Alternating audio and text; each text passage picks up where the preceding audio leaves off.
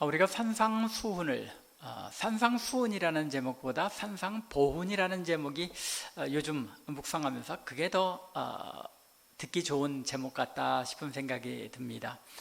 산상수훈이라는 것은 산상에서 가르치신 빼어날 숫자를 사용했죠. 그래서 아주 빼어난 특별한 교훈, 즉 가르침을 뜻합니다. 근데 산상보훈은 보자가 무슨 보자입니까?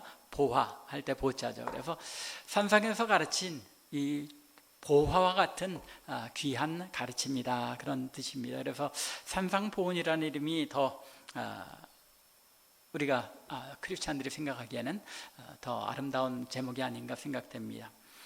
이 산상수훈이 5장부터 7장 말씀인데 이 말씀을 읽을 때 우리가 간혹 빠지기 쉬운 그런 실수가 있습니다. 워낙 주옥 같은 말씀들이죠. 어느 부분을 따로 떼어서 읽어도 그 말씀 속에서 참 주님께서 이런 귀한 삶을 우리에게 요구하셨구나 하고 느끼고 깨닫게 됩니다. 근데 이렇게 하나의 말씀이 귀하다 보니까 거기에 몰두되어서 예수님께서 이 5장부터 7장의 말씀을 쭉 말씀하시면서 의도하셨던 그런 계획이나 큰 그림이 무엇인가를 잊고 읽을 때가 많다는 거예요. 항상 소중한 말씀일수록 거기에 몰두하다 보면 전체적인 그런 의도를 우리가 잊고 읽어나가기 쉽다는 것입니다. 이 산상수훈에서도 예수님께서 마치 잠언처럼, 잠언은 그렇죠. 잠언은 구절구절이 따로따로 존재하는 구절들을 모은 것이 잠언이기 때문에 그 한 구절 한 구절을 따로 읽고 묵상해도 아무런 상관이 없어요. 그런데 그렇지 않은 다른 이 신약 또는 구약의 성경 말씀들은 항상 어떤 맥락 속에서 말씀하신 것임을 우리가 잊지 말아야 합니다. 그래서 성경을 읽어나갈 때는 한 부분만 딱 뽑아서 그렇게 읽기보다는 전후에서 어떻게 이야기가 전개되고 있는가, 즉 저자는 어떤 의도로 이런 말씀을 썼는가 하는 것을 염두에 두고 읽어나가는 것이 필요하다는 겁니다. 산상수훈도 마찬가지입니다. 예수님께서 5장부터 7장에서 말씀하시고자 한 것, 그것이 전체의 구조가 있습니다. 먼저는 5장 1절부터 12절에서는 무엇이었죠? 팔복이었습니다. 가장 먼저 팔복을 말씀하시면서 하나님 나라 백성의 정체성이라는 것이 바로 이것이다. 의에 목말라 하고 의 때문에 고난을 받고 또 애통해하며 심령이 가난한 이런 특성을 하나님 나라 백성들은 가지고 존재하는 것이다 라고 말씀합니다. 그리고 나서 13절부터 16절에서는 어떤 말씀을 가르치셨습니까? 그러면 이 하나님 나라 백성들, 이런 존재, 거룩한 존재가 이 땅에서 살아갈 때는 어떤 모습으로 살아가야 하느냐, 그 문제를 말씀하시기 위해서 주님께서 13절부터 16절에서 뭐라고 말씀하셨죠? 너희는 소금과 빛이다. 이 세상에서 살아갈 때에 하나님의 백성의 역할이라는 것입니다. 그 하나님의 백성들이 거룩한 존재로서, 팔복에 나타난 그런 존재로서 그런 특성을 가지고 이 땅에 살아갈 때는 어떤 모습이라고요? 소금의 역할이요, 또한 빛의 모습으로 살아가야 한다는 것입니다. 그리고는 여기까지 가르치신 후에 주님께서 제자들 사이에, 그리고 유대인들 사이에 있는 그 의혹을 해소해 주십니다. 어떤 의혹이냐면 예수님께서 이 초기 사역이지만 이미 이때에 예수님께서 가르치시고 선포하시며 병자들을 고치시며 행하신 모든 일들 가운데서 유대인들과 또 바리새인과 서기관들이 지금 이 예수라는 분이 나타나서 가르치시는 것이 과연 구약에 나타난 율법과 같은 것인가, 아니면 그 율법을 폐기하고 새로운 어떤 삶의 원칙들을 말씀하시는 것인가, 유대인들 사이에서 그리고 바리새인과 서기관들 사이에서 그런 의문이 나타나기 시작했던 겁니다. 그래서 예수님께서 그 의문을 해결해 주시기 위해서 17절부터 5장 17절부터 21절까지 뭐에 대해서 말씀하십니까? 천국 백성 또는 예수님과 율법의 관계가 어떤 것이냐 하는 것을 말씀하시면서 17절에서 예수님께서 뭐라고 말씀하세요? 내가 율법이나 선지자를 폐하러 온 줄로 생각하지 말라. 폐하러 온 것이 아니요 완전케 하려 함이다 라고 선포하십니다. 그러면서 마지막에 하신 말씀이 뭐죠?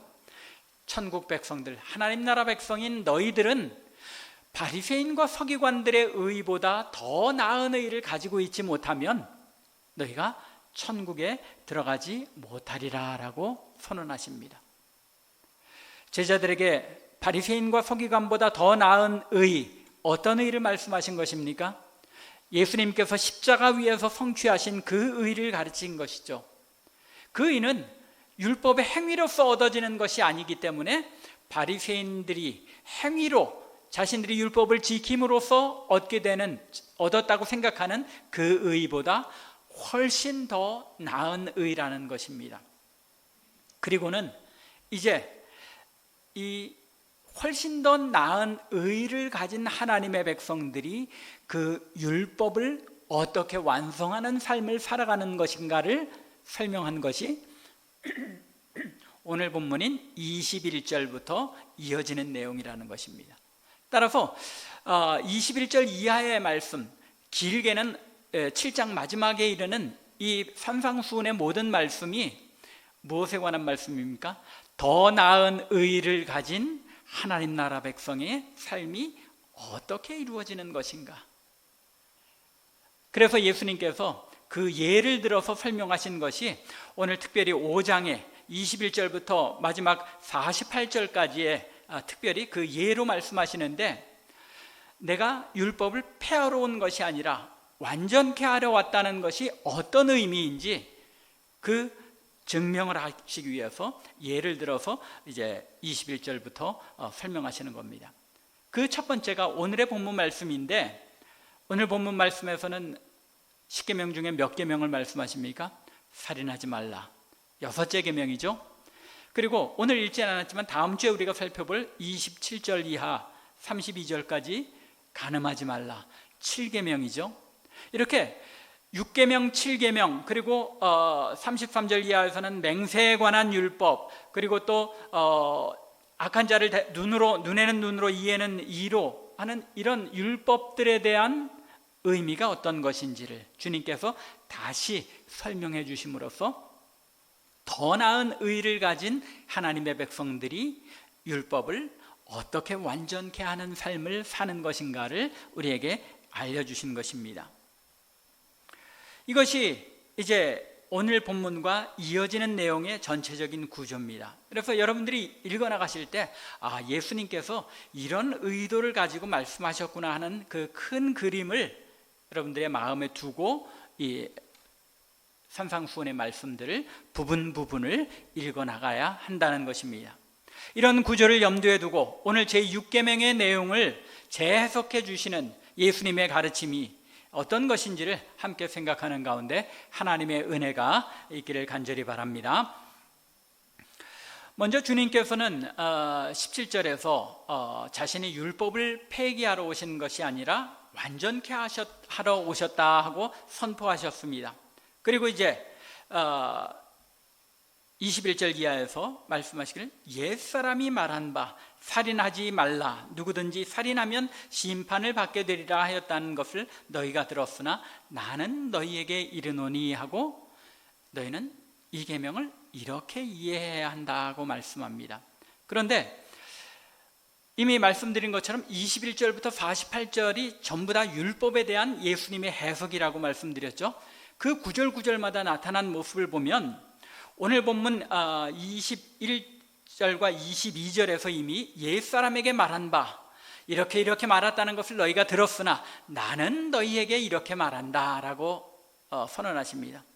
여기에는 예수님의 굉장한 권위가 나타나 있죠. 율법에 대해서 분명하게 자신의 생각을, 자신의 이해를 선포하실 수 있는 하나님이심을 예수님 자신이 선포하는 내용이기도 하다는 것입니다. 그런데 이 말씀을 예수님께서 48절까지 이 5장 내에서 6번이나 반복하세요. 율법에 대한 가르침이 있을 때마다 말씀하시는데 27절과 28절에서는 또 간음하지 말라 하는 것을 너희가 들었으나 간음에 대해서 너희가 이렇게 들었지만 나는 너희에게 이르노니, 또 31절과 32절에서도 역시 말씀하기를 누구든지 아내를 버리려거든 이렇게 하라는 것을 너희가 들었지만 나는 너희에게 이렇게 이른다 라고 말씀하십니다. 또 33절과 34절에서도 옛사람에게 말한 바 이렇게 한다는 것을 너희가 들었지만 나는 너희에게 이른다. 계속 반복해서 6번씩이나 5장에서 이런 문구를 반복하십니다. 즉 예수님께서는 너희는 이렇게 들어서 이렇게 알고 있지만 내가 너희에게 가르치는 내용, 그것은 바로 이런 내용이다 라고 말씀하십니다.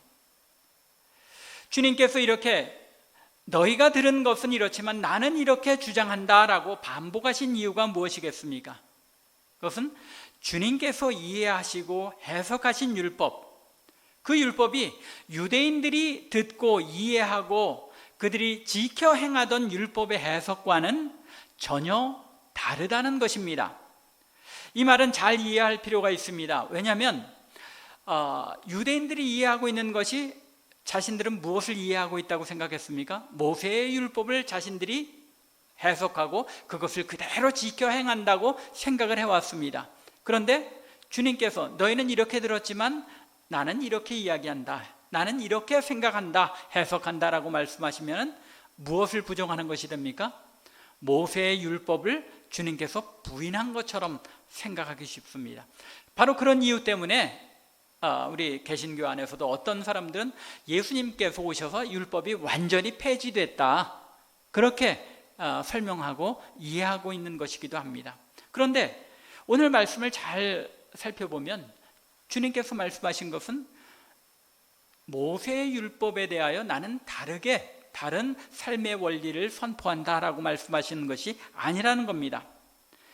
우리가 그것을 어디서 알 수 있냐면 사실은 22절입니다.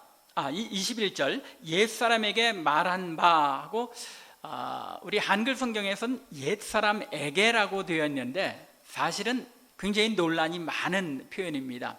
헬라어 그 문법까지는 설명을 안 드린다 해도 여기에 이제 역격이라는 것이 사용됐는데 그게 어떤 수동태로서 주체가 되는 거냐 아니면 그 사람에게냐 하는 그런 논란이 있는데, 여러분들 성경 해석, 성경을 그 번역한, 우리 한국에서는 누가 번역을 했죠? 성서공회에서 번역을 했죠. 이 미국에도 NIV 성경을 번역한 위원들이 있고 또 RSV 또는 킹 제임스 버전, 각 성경마다 번역 위원들이 있습니다. 그런데 미국에서는 그 번역이 조금 더 다양하죠. 그런데 한국에서는 버전이 한두 개밖에 없어요.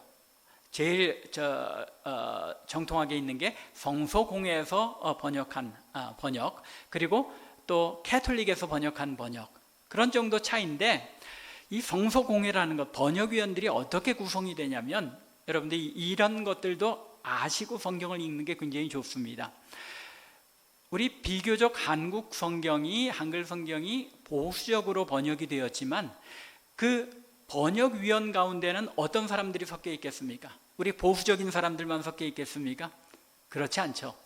한글 성경, 성서공회에서 나온 이 성경을 기장에서도 읽고 통합 측에서도 읽고 합동에서도 읽고 고신 쪽에서도 읽고 한국의 개신교의 대다수가 이 성경을 읽잖아요. 그러다 보니까 성경을 번역할 때는 각 교파에 상관없이 공통적인 공통분모를 가장 크게 가진 성경 번역을 위해서 자유주의 신학자들도 들어가고 보수적인 신학자들도 들어가고 각 그룹이 다 함께 모여서 성경을 번역합니다. 그러다 보면 성경의 어떤 특정 부분에 있어서 번역할 때 의견차가 가장 덜 나타나게 번역을 하게 되죠. 그러다 보니까 이 옛사람에게냐 옛사람에 의해서냐 라는 이 부분에도 사실은 논쟁이 있을 만한 부분인데 이것을 에게라고 번역을 했다는 겁니다. 그런데 우리 보수주의 쪽에서 이 구절을 볼 때는 이건 에게가 아니라 by, 즉 의해서, 옛사람에 의해서 너희에게 이렇게 들려진 바라는 그런 의미라는 것입니다. 이게 헬라어 문법에 의해서 이런 번역이 이루어져야 한다는 것이 우리 보수주의의 견해입니다. 이게 왜 중요하냐면은 옛사람에게 말한 바라면 옛사람들부터, 즉 유대인들의 조상들에게까지 전해진 말씀이 이 말씀이라는 것은, 이 말씀을 누가 준 말씀이라는 겁니다. 모세를 통해서 하나님께서 너희에게 주신 말씀이 이런데 나는 이렇게 생각한다 하면은 예수님께서 지금 뭐를 지금 바꾸고 계시는 거예요? 하나님께서 모세를 통해 주신 율법에 대하여 모세를 통해서 이런 말씀을 주셨지만 예수님 자신은 나는 이렇게 해석한다, 이런 삶의 원리를 준다 하고 율법을 예수님께서 부인하는 게 되어버리고 만다는 겁니다. 그렇기 때문에 이 부분은 오히려 옛사람에 의해서 너희에게 들려진 바라고 해석하는 것이 옳다는 것입니다. 왜냐하면 유대인들 사이에서는 이미 모세에게 주어진 이후부터 계속 유대인들 사이에서는 어떤 일이 벌어졌겠습니까? 이 구약의 율법이 어떤 의미이냐, 이 율법의 명령이 얼마만큼까지 적용할 수 있는 거냐 하는 그런 해석들이 많이 이루어져 왔다는 것입니다. 레위기에 보면 이런 율법이 어떻게 적용되어야 되는지에 대해서 말씀하죠. 이런 일들이 점점 시간이 흐를수록 유대인 랍비들이 이런 해석들을 이제 일반 유대인들에게 설명해 줍니다. 그런 구전의 해석의 설명들이 이미 예수님 당시에는 미시나라는 그런 책으로 엄청난 두께로 정리가 되어 있었습니다. 구전 전통이죠. 신약 성경에서 여러분들이 성경을 읽을 때 장로들의 전통, 이런 표현 들어보셨죠? 이 장로들의 전통이 바로 이 미시나, 그 율법에 대한 구전 해석들을 모은 내용입니다. 또 그 외에도 정통으로 내려오는 그 율법의 해석들은 미드라시라는 그런 이름으로 이렇게 율법이 어떻게 해석되는지를 정리한 내용들이 나옵니다. 이런 내용들이 바리새인들과 서기관들을 통해서 백성들에게 가르쳐졌었고, 그걸 통해서 유대인들은 이것이 하나님께서 우리에게 주신 율법이다라고 지켰던 겁니다. 그러다 보니까 우리가 잘 알고 있는 것처럼 예수님께서 안식일에 제자들하고 밀밭사이를 지나가면서 밀이삭을 드신 것, 이 안식일에 이런 일은 해서는 안 되는 것 아니냐라는 유대인들 그리고 바리새인들의 반대가 나오게 된 이유가 바로 그런 것입니다. 율법에, 구전 전통에 안식일에 그런 일은 하지 말라고 되어 있기 때문에. 그런데 그것이 성경 자체에 있는 말씀이 아니잖아요. 해석이라는 겁니다. 마치 그것처럼 옛사람에 의해서 너희에게 들려진 바에 의하면, 장로들의 전통, 너희들의 율법의 전승에 따르면은 살인하지 말라, 누구든지 살인하면 심판을 받게 되리라고 너희가 들었지만 나는 이렇게 선포한다라고 말씀하시는 것입니다. 바로 그 내용이 21절 중반부의 내용인 것입니다. 살인하면 심판을 받게 되리라, 살인하지 말라, 살인하면 심판을 받게 되리라. 제6계명의 말씀은 뭐라고 기록되어 있습니까? 10계명의 6계명, 살인하지 말라, 이게 전부입니다. 10계명 중에 6계명의 전부입니다. 그런데 지금 유대인들이 전통 속에서 뭘 더한 겁니까? 누구든지 살인하면 심판을 받게 되리라 라고 말씀한 겁니다. 예수님께서는 랍비들의 일방적이고 잘못된 해석의 전통을 바로잡기를 원하셨던 겁니다. 지금 유대인 랍비들에 의하면 살인하지 말아야 되는 이유가 무엇입니까? 누구든지 심판을 받게 되리라. 너희가 심판을 받지 않기 위해서는 살인하지 말아야 한다는 이야기죠. 살인하지 말아야 하는 그 동기, 이유가 심판받지 않기 위해서라는 아주 단순한, 아주 표면적인 그런 이해에 그쳐 있다는 것입니다. 그래서 주님께서 이런 유대인들의 일방적이고 잘못된 해석의 전통을 반대하시며 바로잡으시면서 나는 너희에게 이르노니 라고 말씀하시면서 그 의미는 바로 이런 것이다, 살인하지 말라는 말씀의 참 의미는 이런 내용이다 라고 율법이 지닌 본래의 의미, 즉 하나님께서 그 율법을 백성들에게 주셨을 때 원하셨던, 뜻하셨던 원래의 의미를 알려주신 것입니다. 그리고 바로 그 율법의 원래 의미를 지켜 행하는 것이 더 나은 의를 가진 하나님의 백성들, 하나님 나라 백성들이 살아가야 할 삶의 원리라는 것입니다. 이것이 너희는 이렇게 들었으나 나는 너희에게 이렇게 말한다 라고 말씀하신, 반복하면서 이 말씀을 하신 이유입니다. 너희들이 율법을 올바로 해석하지 못하고 있다. 율법의 원래 의도는, 하나님께서 이 말씀을, 율법의 말씀을 주신 것은 바로 이런 의도로 너희에게 주신 것이다 라고 선포하시는 것입니다. 그 율법의 원래 의미를 행하는 것, 이것이 너무나도 소중하고 이것만이 참다운 의, 더 나은 의를 이루는 길이기에 주님께서 율법을 이해하고 행하는 방식을 알려주셨다는 것입니다. 그러면 그 원래의 의미가 무엇입니까? 주님께서는 22절에서 이제 말씀하시는데, 그 내용을 얼핏 보면 살인하지 말라는 계명과는 전혀 상관없는 내용을 말씀하시는 것처럼 보입니다. 22절, 나는 너희에게 이르노니 뭐라고 말씀하십니까? 형제에게 노하는 자마다. 노하는 게 살인하고 무슨 관계가 있습니까? 심판을 받게 되고 형제에 대하여 나가라 하는 자는, 이게 유대인들이 형제들에 대하여, 사람들에 대하여 욕하는, 소위 무슨 XX 하는 그런 요즘 표현으로 그런 표현입니다. 그런 자는 공회에 잡혀가게 되고, 미련한 놈이라고 하는 자는, 이 미련한 놈이라는 표현은 조금 더 이 악한 의도를 가진 사람, 하나님의 뜻을 거스러서 악한 일을 도모하고 행하는 놈이라는 그런 종교적인, 신앙적인 의미까지도 포함한 겁니다.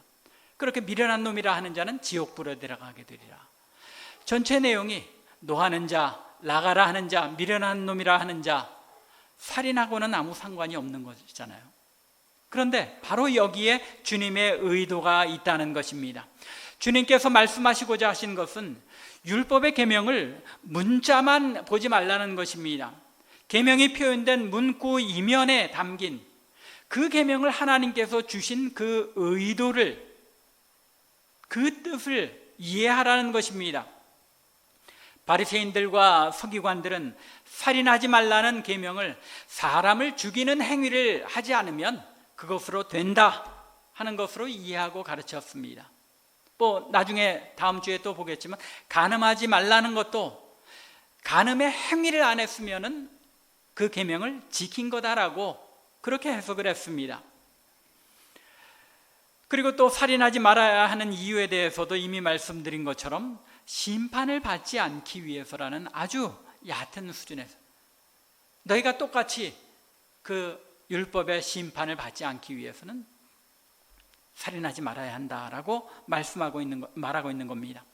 그러나 주님께서는 이러한 표면적인 해석만을 가지고 그것이 율법이 요구하는 전부라고 생각하면, 하나님께서 율법을 주시면서 의도하셨던 그 거룩하신 뜻을 전혀 이해하지 못하고 있는 것이라고 선언하고 있는 것입니다.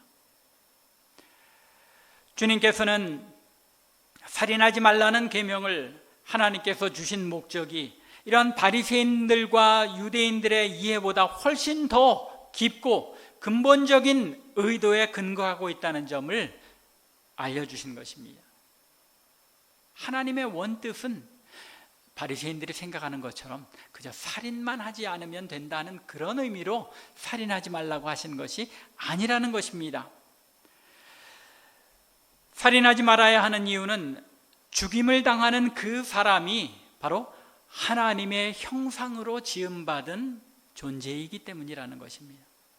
그렇기 때문에 그 상대방의 인격을, 하나님께서 존귀하게 지으신 그 인격을 해치는 일이 없어야 함을 말씀하시는 것입니다. 그래서 주님께서는 분노, 화에서부터 시작하십니다. 형제에게 노하는 자마다 심판을 받게 되고, 형제를 대하여 나가라 하는 자는 공회에 잡혀가게 되고, 미련한 놈이라 하는 자는 지옥불에 들어가게 되리라. 다음 구절 올려주시기 바랍니다. 파워포인트. 그 다음으로 계속 넘어가 주세요. 자, 전 구절이었던 것 같습니다. 그러면 5장 그 22절 말씀, 22절 말씀에 보면 여기에 보면 노하는 자마다 또 나가라 하는 자마다 또 미련한 놈이라는 이 표현이 주님께서 여러분들 옛날 중고등학교 시절에 이 국어 공부하실 때 점층법이라는 거 기억하시는지 모르겠어요. 점점 더 강하게 표현하는 그런 것이죠.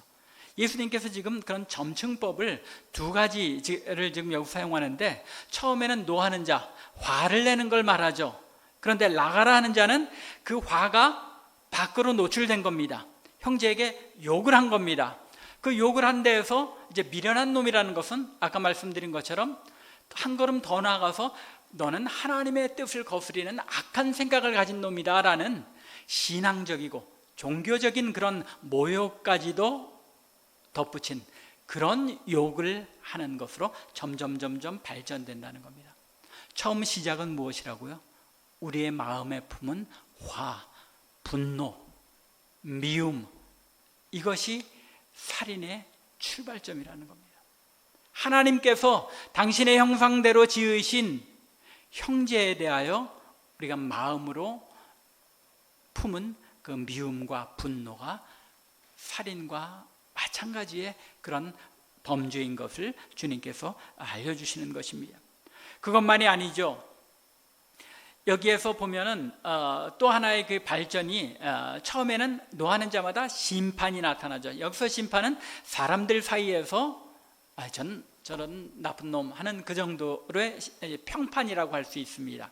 그런데 형제에 대하여 나가라 하는 자는 어디에 잡힌다고요? 공회. 이건 종교 재판입니다. 이 이스라엘 사람들의 그 재판이 공회에서 이제 재판이 이루어지는데, 거기서 더 나가서 미련한 놈이라 하는 자는 하나님의 심판, 지옥불에 떨어지게 되리라는 것으로 점점 발전하는 겁니다. 죄악이 우리의 마음의 분노와 미움에서 시작되지만 그것에 대한 심판이 결국은 하나님께서 우리를 심판하셔서 지옥불에 던져지게 되는 이런 단계로 발전해 나간다는 것입니다. 이처럼 단순한 화, 분노에서 인격을 모독하는 욕으로, 더 나아가 종교적인 모욕을 포함한 욕으로 점진적으로 강도가 높아지게 되면서 주님께서 말씀하시고자 하는 것이 무엇입니까?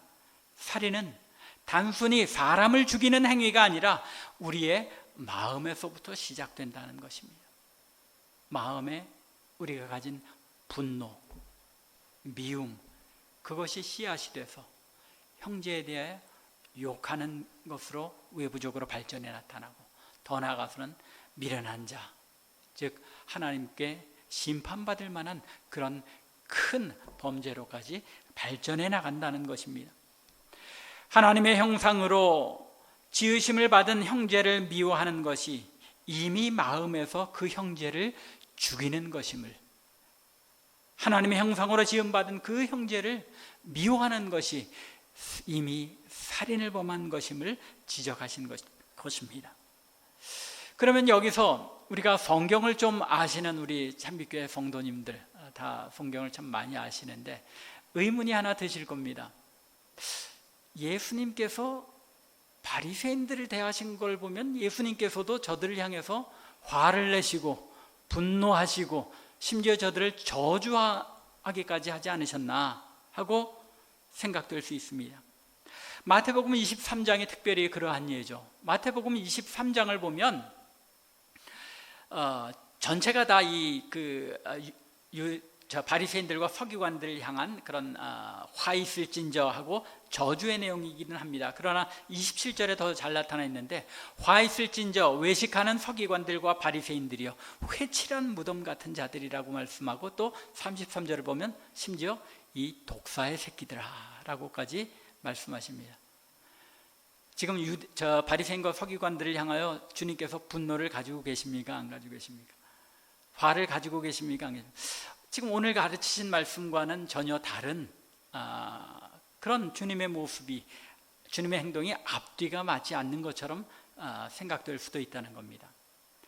길게 말씀드리지 않고 간단하게 답을 먼저 말씀드리자면, 성경에서는 의로운 분노, 거룩한 분노가 허용되어 있는 것을 여러분들이 아실 겁니다.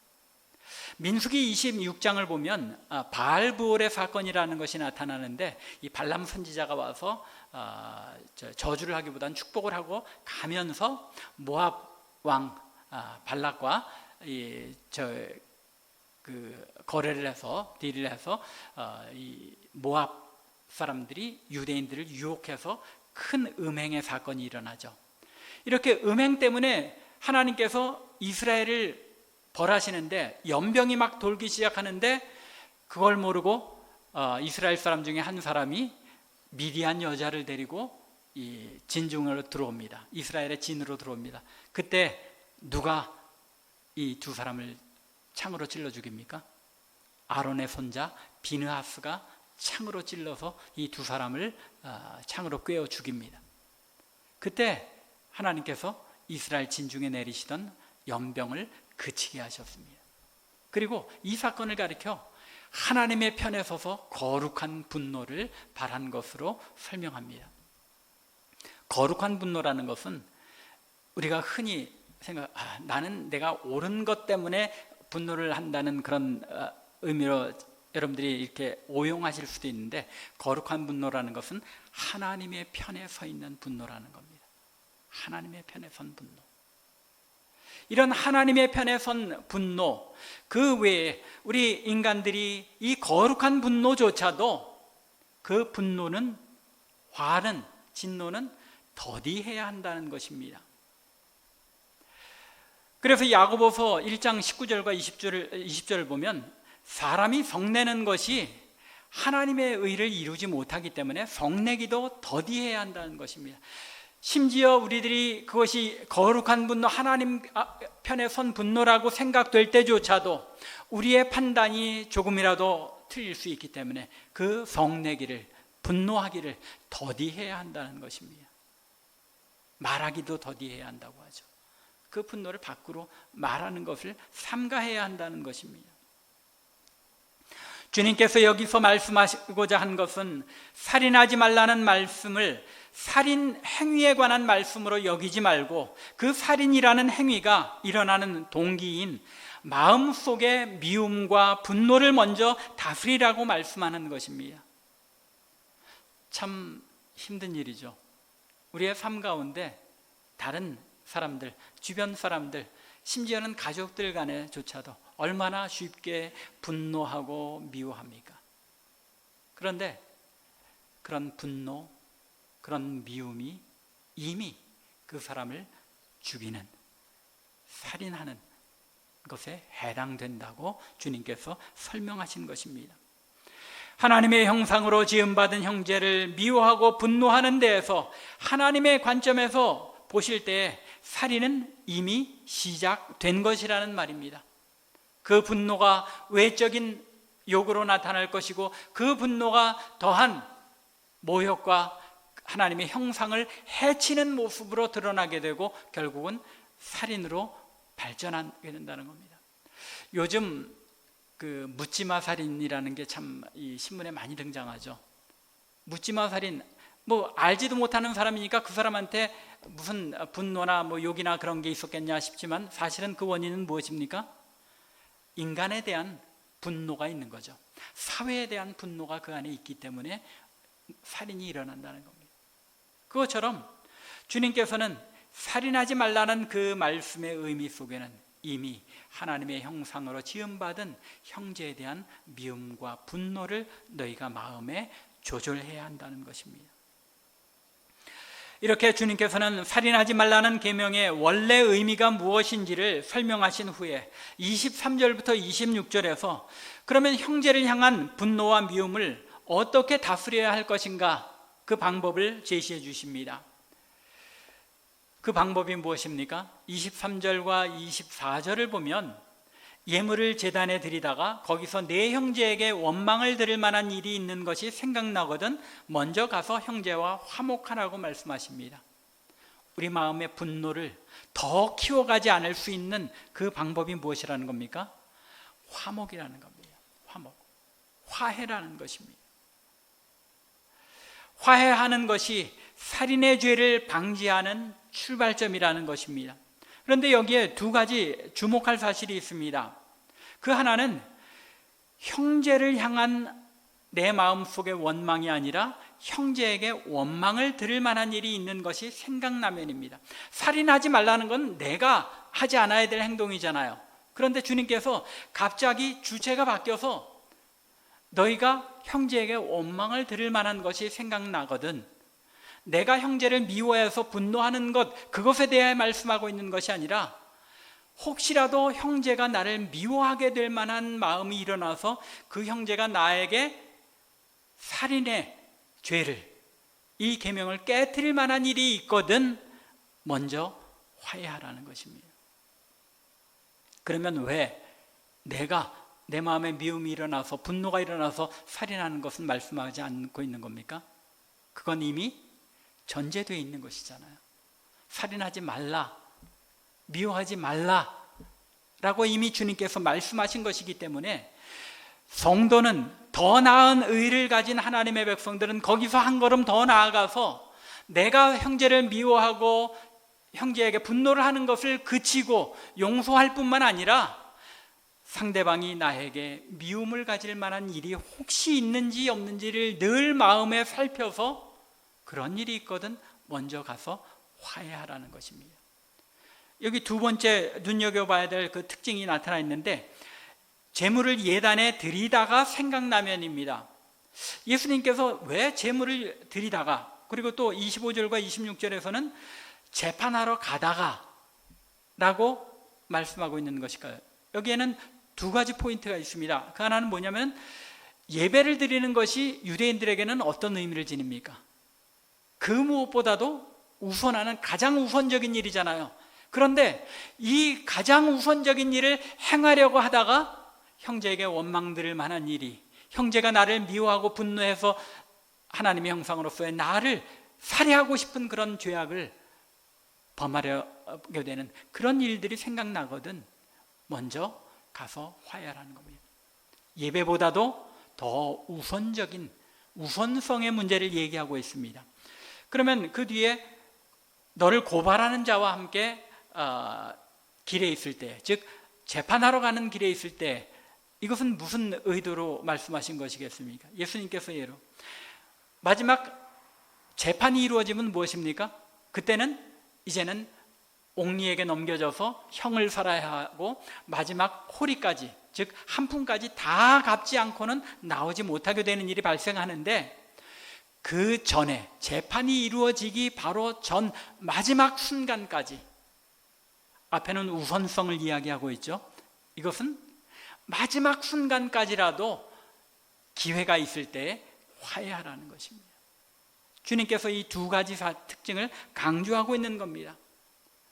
하나님의 백성들, 더 나은 의를 가진 사람들이 생각해야 할 이 화해의 문제, 내 마음에 있는 미움 또는 상대방에게 있는 이 미움의 문제를 어떻게 해결해야 하는 것인지를 오늘 본문에서 우리에게 가르치고 있는 것입니다. 두 가지 예 모두 무엇을 말씀하고 있습니까? 화해의 중요성을 강조하고 있는 것입니다. 말씀을 맺겠습니다. 오늘 말씀에서 주님께서는 굉장히 중요한 두 가지 말씀을 우리에게 알려주시죠. 그 하나는 하나님의 말씀을 표면적으로 이해하는 것으로는 하나님의 뜻을 온전히 우리가 아는 것이라고 하기 힘들다는 것입니다. 성경을 읽을 때 여러분들 이 점을 잘 생각하며 읽어야 합니다. 우리는 말씀을 읽고 묵상할 때에 하나님께서 이 말씀을 왜, 어떤 의도와 목적을 가지고 나에게 주셨는지에 대해 깊이 생각해야 한다는 것입니다.